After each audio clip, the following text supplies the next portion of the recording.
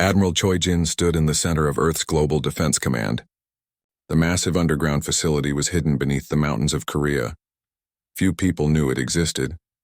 For 300 years, it had waited silently, preparing for this exact moment. The message from the outer colonies had arrived 6 hours ago. The Vorthak Empire had declared war on humanity. They expected quick surrender or easy victory. They had no idea what they had just awakened. Around the Admiral, hundreds of officers worked at control stations. Screens showed the positions of every human ship in the galaxy. Most alien species thought these were simple cargo vessels and passenger transports. They were wrong. "Report on fleet readiness," Admiral Choi Jin commanded.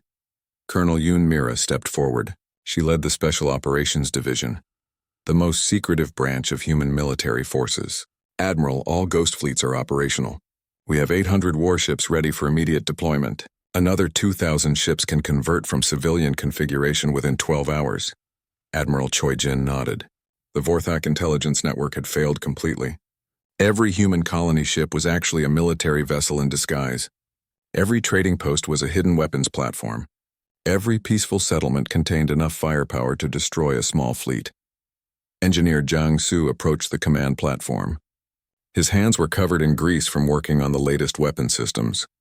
"Admiral, I've finished analyzing the Vorthak technology we captured from their probe ships. Their weakness is exactly what we hoped. Their hive-mind communication system can be disrupted." The engineer activated a holographic display. It showed the internal structure of a Vorthak ship. They share thoughts instantly across their entire fleet. This makes them very coordinated in battle. But if we can jam their signal, they become confused and unable to work together. Admiral Choi Jin smiled for the first time in days. "How long before we can deploy this technology?" "The weapon is already built, sir. We've been working on it for 50 years, ever since we first detected Vorthak communications. We just needed to confirm their frequency patterns." Dr. Park Hana's voice came through the communication system from Kepler Station. "Admiral, I'm sending you detailed scans of the Vorthak ships that attacked our convoy. Their armor is strong, but it has gaps around their engine systems. A precise hit could disable them without destroying the ship." "Excellent work, Doctor. Your information will help save lives on both sides." Private Kang Bo sat in the medical bay of a rescue ship. He was the only survivor from Colony 7. The Vorthak had attacked without warning, killing everyone except him. He had hidden in the maintenance tunnels for 3 days before the rescue team found him. The young Marine's eyes were filled with anger. "Sir, they didn't just kill people. They hunted them for sport. I saw families running, and the Vorthak chased them like they were playing a game." Admiral Choi Jin placed a hand on the young man's shoulder. "Private, your information is valuable. You've seen how they fight. You know their tactics. This will help us prepare our response." "Response, sir? Are we really going to fight them?" "Everyone says their technology is too advanced." The Admiral walked to a large display screen. With a few commands, he revealed the true scope of human military preparation. The screen showed hidden bases throughout the galaxy, weapon systems disguised as mining equipment, entire fleets hidden in asteroid fields. "Private, the Vorthak made one critical error. They assumed that what they could see was everything we had. They looked at our peaceful colonies and thought we were weak. They saw our trade ships and believed we had no military power." Admiral Choi Jin activated another display. This one showed Earth's true defensive capabilities. Orbital weapons platforms surrounded the planet like a metal shell. Each platform could destroy a moon-sized object with a single shot. For 3 centuries, humanity has prepared for this day. We knew that eventually, some aggressive species would threaten our people. We built our defenses in secret. Every human colony has hidden military installations. Every civilian ship can become a warship in hours. Colonel Yoon Mira stepped forward. "Sir, the alien ambassadors on Earth are requesting an emergency meeting. The other species want to know if humanity will surrender to the Vorthak demands." "Tell them we will respond in our own way," the Admiral replied, "and activate Protocol 7. Throughout human space, hidden systems came online. On seemingly peaceful colony worlds, the ground opened to reveal massive weapon installations.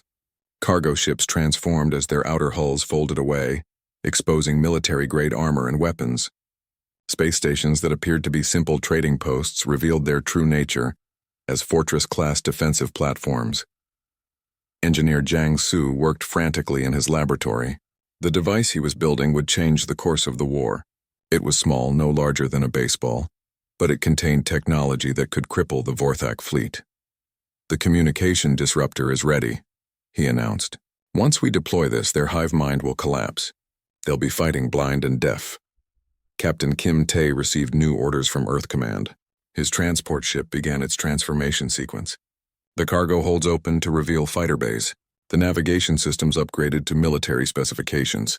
Weapon ports emerge from hidden compartments. "This is incredible," he said to his crew.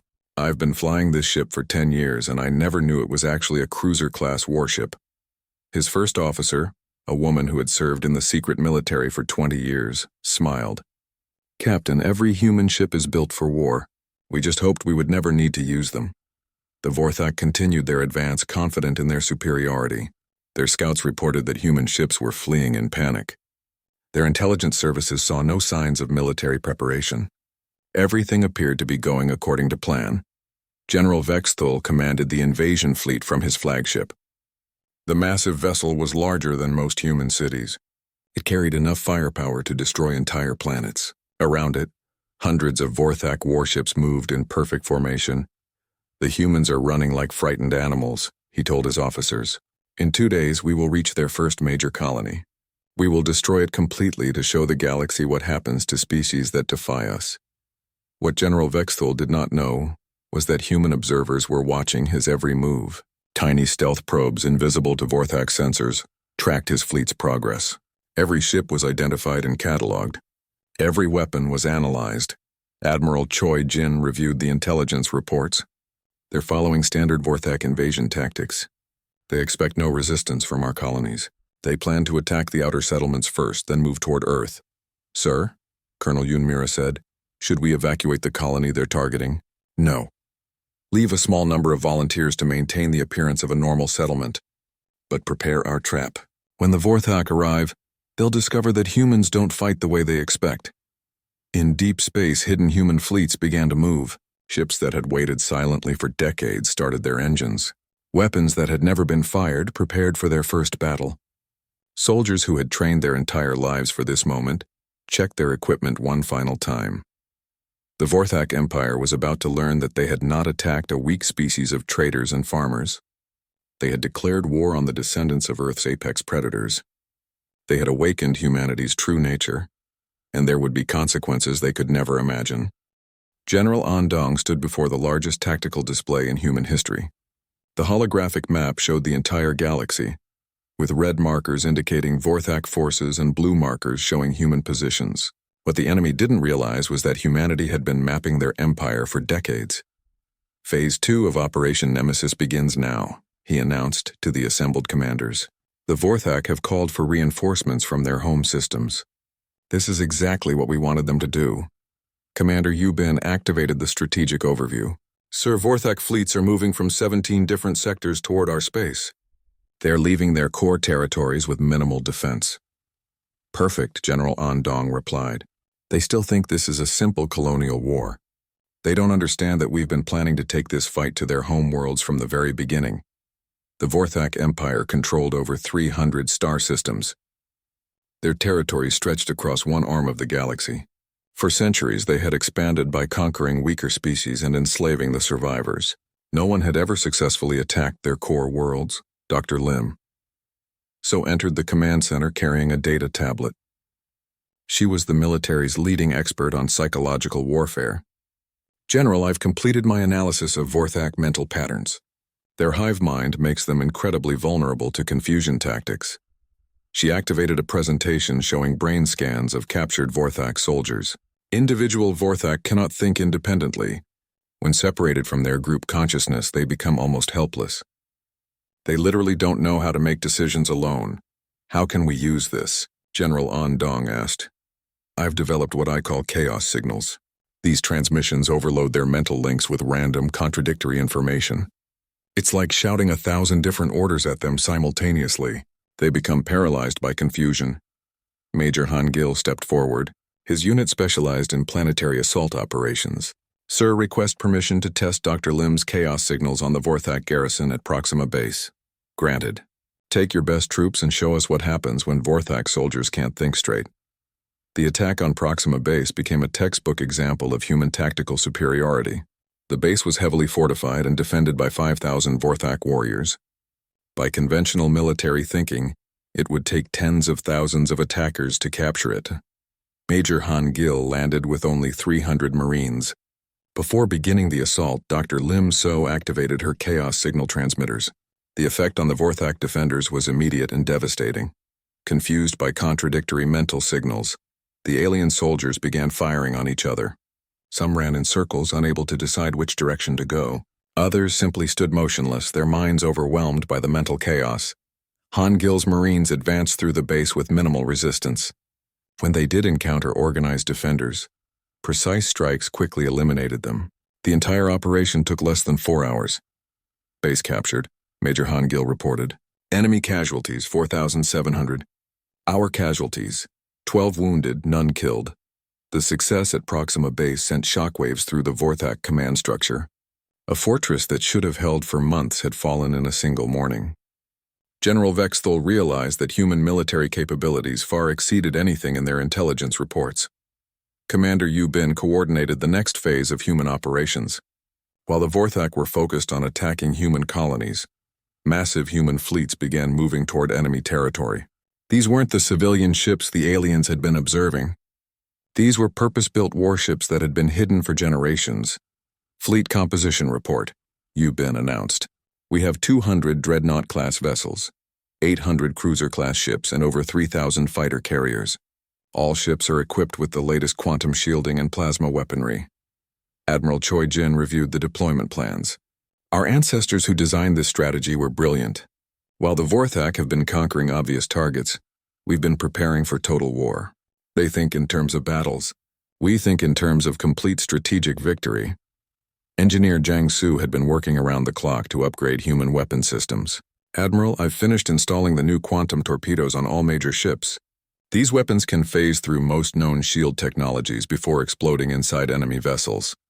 The new weapons had been theoretical until recently. Human scientists had spent decades developing technology that could penetrate Vorthak defenses.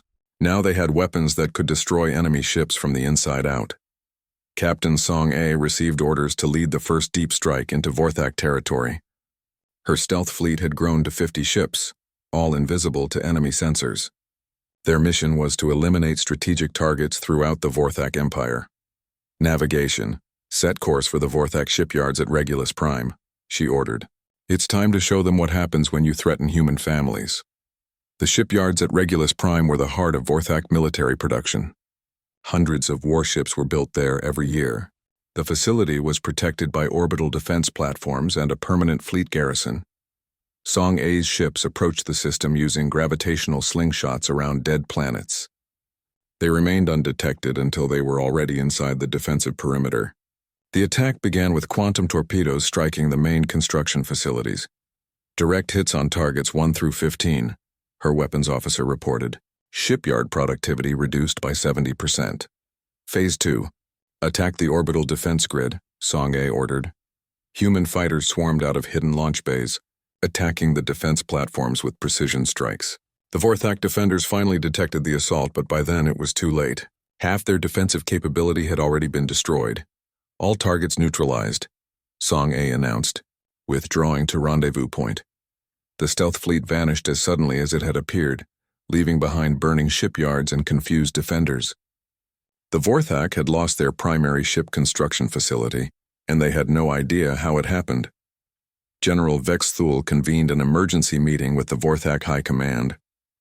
Leaders from across the Empire gathered via quantum communication links. For the first time in their history, they were discussing the possibility of defeat.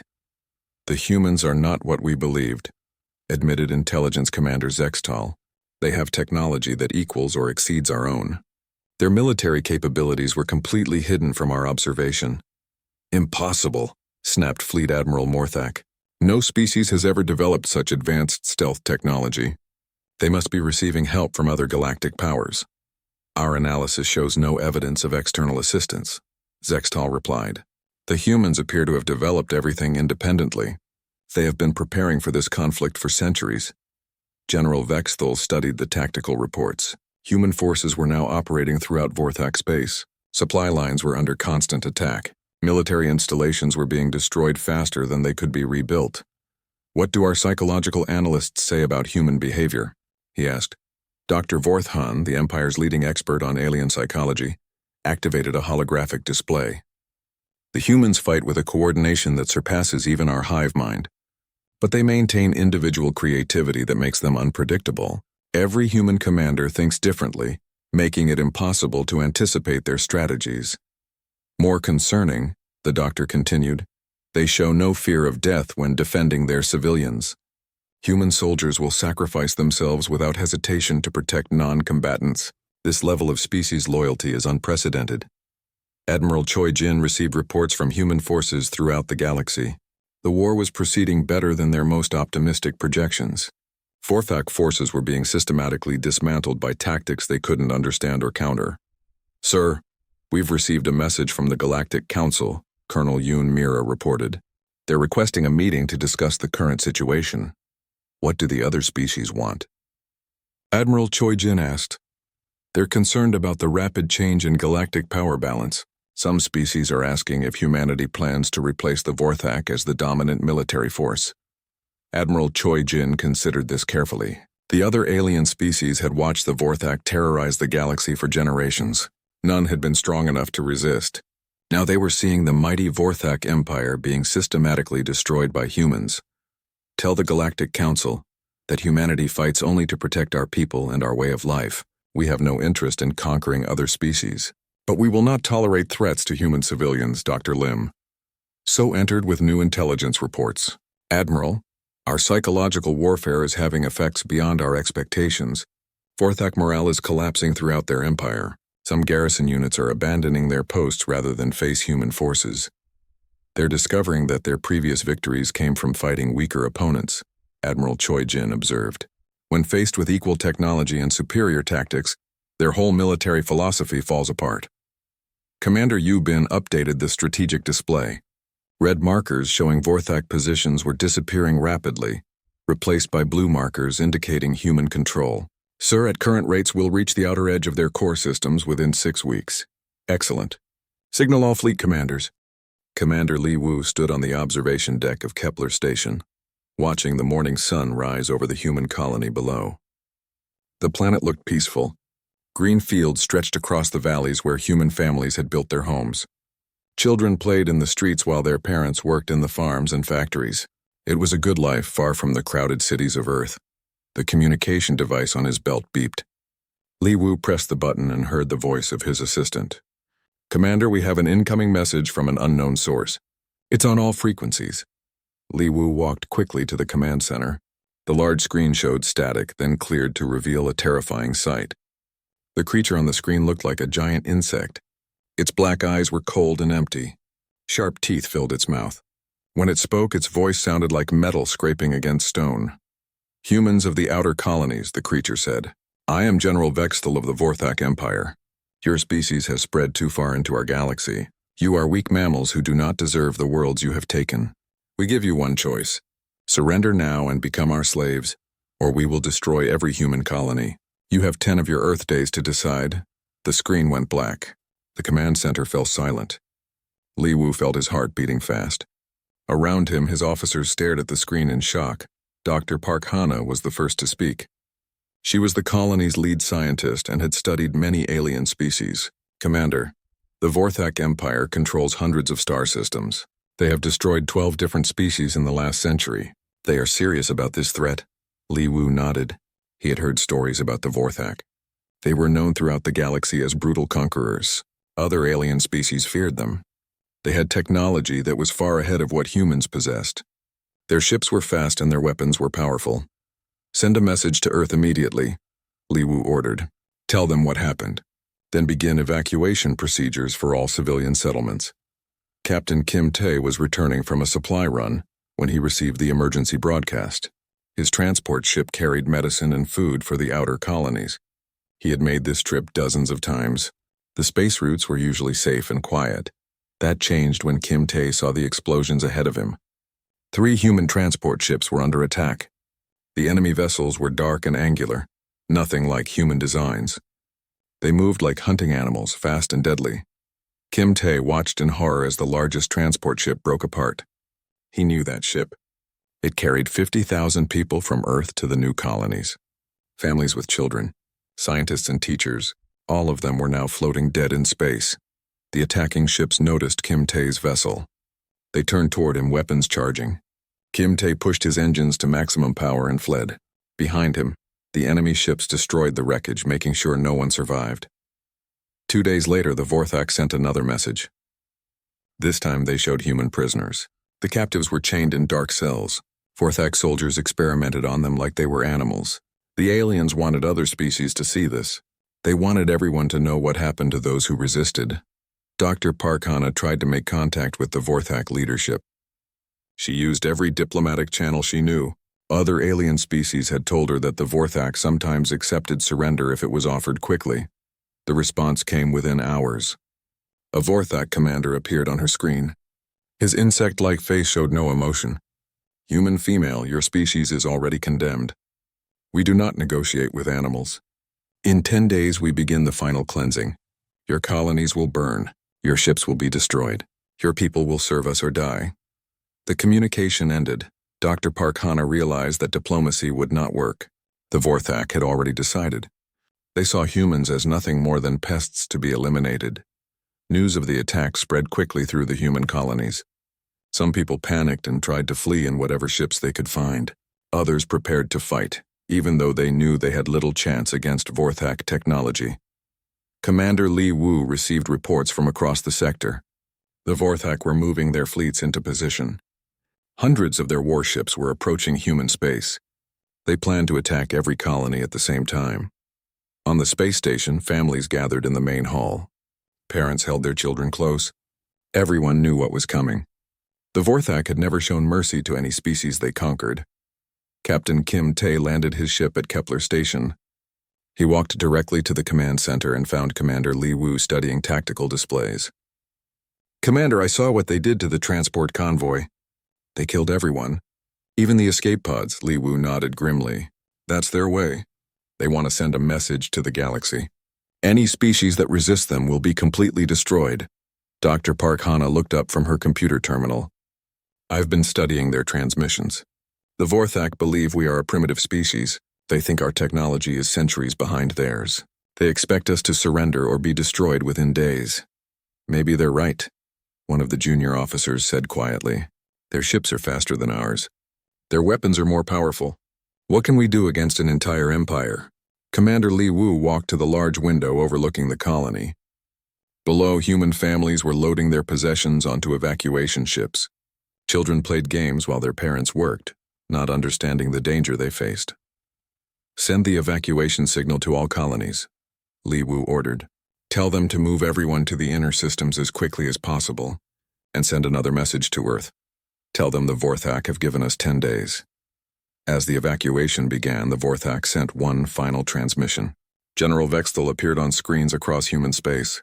His black eyes seemed to look directly at each person watching. "Humans, you have spread across our galaxy like a disease. You build your colonies on worlds that belong to us. You think you are intelligent, but you are only clever animals. In 8 days, we will show you the price of defying the Vorthak Empire. Your species will be extinct before the next galactic cycle. We have spoken." The transmission ended. Across human space, millions of people prepared for the worst. They had heard the stories of what happened to other species who faced the Vorthak.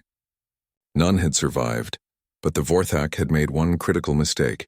They assumed that humans were like every other species they had conquered. They believed that what they saw was all there was to see.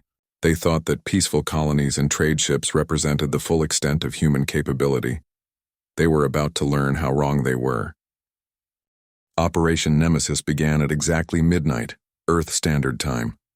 Across the galaxy, human forces struck simultaneously. The Vorthak had expected panic and surrender. Instead, they found themselves facing an enemy that fought like nothing they had ever encountered. Captain Song-A commanded the stealth ship Shadow Dancer. Her vessel was invisible to most sensors, using technology that bent light around its hull. For 3 days, she had followed a Vorthak supply convoy, studying their patterns and weaknesses. "Target the lead ship's engine core," she ordered. "Single shot, then we disappear." The human weapon fired silently through space. The Vorthak ship's engines exploded. leaving it drifting helplessly. Before the other ships could react, Shadow Dancer vanished into the darkness between stars. General Vexthol received the report, while his fleet was still 2 days from the first human colony. "What do you mean, disappeared? Ships cannot simply vanish." His communication officer, a nervous Vorthak with twitching antennae, replied, "Sir, our supply convoy was attacked by an unknown vessel. It destroyed our lead ship and escaped before our sensors could track it. This is the 5th such attack in 6 hours." The general's compound eyes narrowed. "Impossible. Human technology is primitive.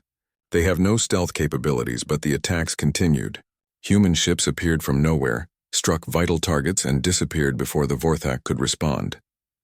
Supply lines that had operated safely for decades were suddenly under constant threat." Lieutenant 01 sat in the communication center of a hidden human base. Her job was intelligence warfare, and she was very good at it. The Vorthak hive mind system was impressive, but it had one fatal flaw. If you could access their network, you could feed false information to their entire fleet. "Connection established," she announced. "I'm now inside their command system." 01's fingers moved quickly across her control panel. She began sending false orders to Vorthak patrol ships. Some were told to investigate empty space sectors. Others received warnings about human fleets that didn't exist. Within hours, the enemy was chasing ghosts while real human forces moved freely. The Vorthak communication network began to show signs of confusion. Ships reported contradictory orders. Commanders received conflicting intelligence reports. The perfect coordination that made them so dangerous started to break down. On the human colony world of New Busan, Sergeant Nam Kyung prepared his Marine squad for a special mission. Intelligence reports showed that the Vorthak were holding human prisoners on a heavily fortified asteroid base. The enemy considered it impossible to attack. "Listen up," Nam Kyung told his soldiers. "We're going to rescue our people. The Vorthak think their base is untouchable. They're wrong." The rescue mission used tactics that confused the alien defenders.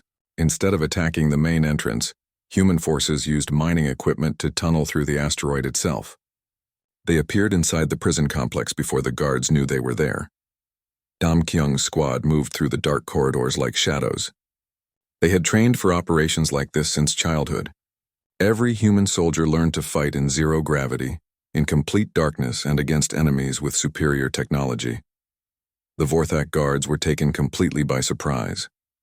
They were used to direct confrontation, not stealth operations. By the time they realized they were under attack, most of the human prisoners had already been freed. "Extraction complete," Nam Kyung reported. "All hostages recovered. No human casualties." The rescue operation sent shockwaves through the Vorthak command structure. Their fortress base had been considered impregnable. The fact that humans could penetrate it so easily suggested that their intelligence about human capabilities was completely wrong. General Vexthol called an emergency meeting with his staff officers. "How is this possible? Our reports showed that humans have no advanced military technology. They should not be able to challenge us." His intelligence chief, a scarred veteran of many campaigns, admitted their error. "Sir, it appears that human civilians and human military are very different. What we observed were traders and farmers. We never detected their actual war capabilities." "Then find their war fleets and destroy them," the general ordered. "Sir, that's the problem. We can't find them. They appear when they want to attack, then vanish completely. Our sensors show nothing but empty space." Captain Song A's ship had joined with 5 other stealth vessels. Together, they formed a hunting pack that terrorized Vorthak supply lines. The enemy never knew where the next attack would come from. "Target acquired," her weapons officer reported. "Vorthak ammunition convoy, 12 ships, minimal escort. Disable their engines, but don't destroy the ships," Song A ordered. "Let them send a distress call. We want their fleet to come rescue them." The attack was swift and precise. Human weapons crippled the convoy ships without destroying them. The Vorthak crews found themselves stranded, sending desperate calls for help. When the rescue fleet arrived, they found nothing but empty ships drifting in space. The human attackers had vanished again, leaving no trace of their presence. The psychological effect on Vorthak morale was devastating. Lieutenant 01 expanded her cyber warfare operations. She had learned to mimic Vorthak communication patterns perfectly.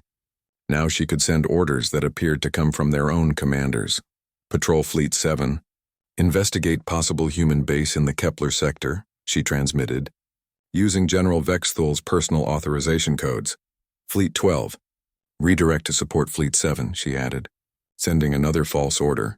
Within hours, half the Vorthak invasion force was chasing false leads while the real human fleets moved into position for major strikes. The Vorthak began to realize that they were fighting an enemy unlike any they had faced before. Other species had always fought predictable battles. They used standard tactics and conventional strategies. Humans seemed to break every rule of warfare. Dr. Park Hana, now working with the Military Intelligence Division, studied captured Vorthak equipment. Their technology is advanced, but it's designed for fighting other hive mind species. They expect enemies to be as predictable as they are. What's our advantage? Admiral Choi Jin asked during a strategy briefing. Individual thinking, Dr. Park Hana replied. Every human commander can adapt instantly to changing conditions. They can't predict what we'll do because we don't think like a collective mind. Engineer Jiang Su had finished building a dozen communication disruptor devices. Each one could jam Vorthak signals across an entire star system. Admiral, we're ready to deploy the disruption field. Once activated, their coordination will collapse completely. The first major test came when a Vorthak battle fleet tried to attack the mining colony of New Sol. The colony appeared defenseless. With only a few patrol ships for protection, the enemy expected an easy victory. As the Vorthak ships approached, Engineer Jiang Su activated his device. Instantly, the alien fleet lost all communication with each other. Ships that had moved in perfect formation suddenly became confused and disorganized. Human forces emerged from hidden positions throughout the asteroid field. What the Vorthak had thought was a simple mining operation was actually a massive military installation. Defense platforms rose from concealed bunkers. Fighter squadrons launched from hidden bays. The battle was over in minutes. Cut off from their hive mind network, the Vorthak ships could not coordinate their defense. They had superior firepower, but without communication, they might as well have been fighting blind. General Vexthul received the report in stunned silence. An entire battle fleet had been destroyed by what appeared to be a mining colony. His invasion schedule was now completely disrupted. Sir, his communication officer said nervously, we're receiving messages from the Galactic Council. Other species are asking questions about our campaign against the humans. What kind of questions? They want to know why we're losing ships to a primitive species, sir. For the first time since the war began, General Vexthul felt a cold fear in his heart. The Vorthak Empire had built its reputation on swift, decisive victories. If word spread that humans were successfully resisting them, other species might begin to question Vorthak power. Send a message to the home fleets, he ordered. Request immediate reinforcement. Double our current force strength. Sir, that will leave our other territories with minimal defense. Do it. We cannot allow this situation to continue. The humans must be crushed quickly, or our entire empire could be threatened. But even as Vorthak reinforcements began moving toward human space, Captain Song A and her stealth ships were already preparing their next phase of operations. The real war was just beginning. We're moving to Phase 3 of Operation Nemesis. It's time to take. Admiral Bayakin commanded the largest human fleet ever assembled. 3,000 warships moved through deep space toward the heart of the Vorthak Empire. Each vessel carried weapons that could shatter moons and shields that could withstand the power of stars. Status report on Operation Final Strike, he requested from his bridge crew. Captain Shinra, his intelligence officer, activated the tactical display. Admiral, we've reached the outer edge of Vorthak core space. Their home systems lie ahead. Long-range sensors show massive defensive installations protecting their primary worlds. Admiral Bayakin studied the enemy positions. The Vorthak had spent thousands of years building defenses around their most important planets. Orbital fortresses the size of cities surrounded each world. Weapon platforms that could destroy entire fleets protected every approach route. They've turned their home systems into fortresses, he observed. Any conventional attack would cost millions of lives and take years to complete. That's why we're not using conventional tactics, replied Dr. Ku Min, the fleet's xenobiology specialist. She had spent months developing weapons specifically designed to fight the Vorthak. Admiral, the biological agents are ready for deployment. Dr. Ku Min had created something terrifying in its precision. The weapons she designed would only affect Vorthak biology. They were harmless to every other known species. But to the insectoid aliens, they were absolutely lethal. These spores target their respiratory systems, she explained. Within hours of exposure, Vorthak soldiers become too weak to fight. Within days, they fall into a deep sleep from which they never wake. It's painless but completely effective. Colonel Moon Ho, commander of the ground assault forces, reviewed the invasion plans. Admiral, my troops are ready for planetary operations. We have 100,000 Marines equipped with powered armor and quantum weapons, but I recommend we test the biological weapons first. Agreed, Admiral Baikin decided. We'll begin with surgical strikes on their outer defense stations. Dr. Kumin, prepare to deploy your biological agents on the fortress at Kepler 7. The fortress at Kepler 7 was considered one of the strongest defensive positions in the galaxy. It housed 50,000 Vorthak soldiers and enough weapons to destroy an entire invasion fleet. The aliens believed it was completely impregnable. Human stealth ships approached the fortress using technology that bent space itself. They were not just invisible to sensors. They existed in a slightly different dimensional phase, making detection impossible through any known method. Deploying biological agents now, reported the mission commander. Tiny canisters, each no larger than a grain of sand, were released near the fortress's air intake systems. The Vorthak ventilation systems drew the spores inside, distributing them throughout the entire structure. Within 6 hours, the fortress fell silent. 50,000 Vorthak warriors simply went to sleep and never woke up. Human boarding parties found the station completely intact but empty of living defenders. Fortress secured without a single shot fired, the boarding team reported. All weapons and defensive systems are undamaged and ready for our use. General Vexthul received the impossible report while commanding the defense of the Vorthak homeworld. What do you mean they fell asleep? That's not how warfare works. His communication officer's voice trembled with fear. Sir, we've lost contact with 17 defensive installations in the past day. When our scout ships investigate, they find the stations empty. All personnel are unconscious and cannot be awakened. The Vorthak Emperor himself contacted General Vexthul directly. The ancient ruler had lived for over 1,000 years and had never known defeat. General, explain to me how the humans are defeating our strongest fortresses without firing a shot. Your Imperial Majesty, they appear to have developed biological weapons that target our species specifically. Our soldiers are being incapacitated by some kind of airborne agent. Then seal all atmospheric systems and fight in environmental suits. We tried that, Majesty. The human agents seem to penetrate our armor seals. Our scientists believe they may be using nanotechnology that can phase through solid matter. Captain Shinra coordinated intelligence gathering from across the Vorthak core systems. Admiral, we've identified the locations of their primary command centers, weapons manufacturing facilities, and fleet bases. The biological agents have eliminated resistance at 60% of their defensive positions. Admiral Baek-in reviewed the updated tactical situation. Their military infrastructure is more extensive than we anticipated, but also more vulnerable. They built their defenses assuming conventional warfare. They never prepared for weapons that could simply bypass physical barriers. Colonel Moon Ho began the largest planetary assault in human history.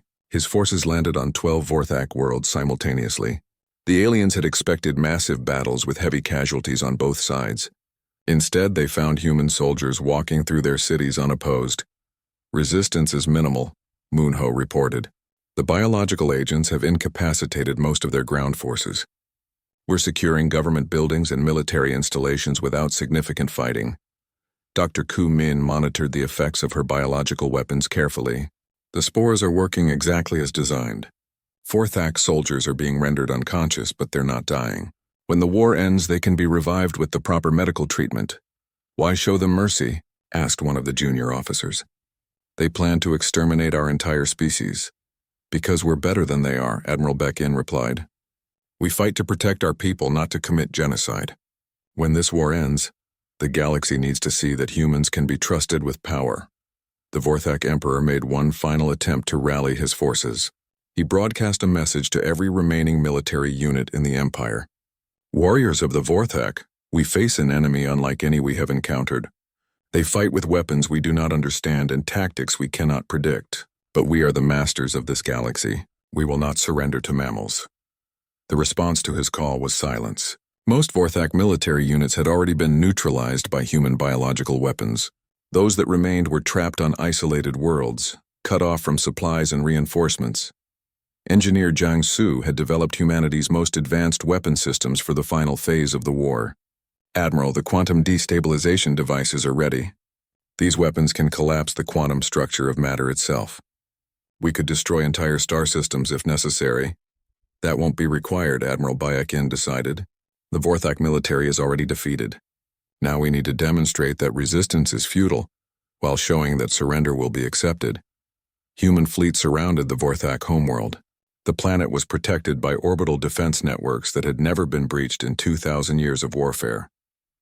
Energy shields surrounded the world like a glowing shell. Weapon platforms filled the space around the planet. Admiral Bayakin transmitted a message directly to the Vorthak Emperor. Your Imperial Majesty, your military forces have been neutralized. Your defensive installations have been captured. Your fleets have been destroyed. We offer you one opportunity to surrender and spare your people further suffering. The Emperor's response came quickly. Human Admiral, you may have won battles, but you have not conquered the Vorthak spirit. We will fight to the last warrior rather than submit to alien rule. Then observe what happens to those who threaten human civilians. Admiral Bayakin replied. He ordered a demonstration of human firepower that would be remembered throughout galactic history. A single quantum torpedo was fired at an uninhabited moon orbiting the Vorthak homeworld. The weapon phased through the moon's crust and detonated at its core. The entire moon simply vanished. One moment it existed. The next moment there was nothing but empty space and a few particles of cosmic dust. The quantum torpedo had unraveled the very atomic structure of matter, causing the moon to cease existing. Your Majesty, Admiral Bayakin continued his transmission. That moon was larger than many of your cities. We have enough quantum weapons to erase every planet in your empire. We prefer not to use them, but the choice is yours. The Vorthak Emperor stared at the empty space where the moon had been. His advisors were silent, their compound eyes reflecting the shock they all felt. No weapon in their arsenal could simply delete matter from existence. What are your terms? The Emperor asked quietly. Complete surrender of all Vorthak military forces. Dismantling of your offensive weapons systems. Release of all prisoners from species you have conquered. Reparations to the civilizations you have destroyed. And what happens to my people? They will live. They will rebuild their civilization as a peaceful member of the galactic community. But they will never again threaten other species. Colonel Moonho landed his forces on the Vorthak homeworld without opposition. The planetary defense grid had been shut down on the Emperor's orders. Human Marines secured the capital city while Vorthak civilians watched in amazement. It's over, Moonho reported to Admiral Bayakin. The Vorthak Empire has surrendered unconditionally. Their military infrastructure is under our control. The war that the Vorthak expected to last days had indeed lasted only weeks. But the outcome was the exact opposite of what they had predicted. The SPI,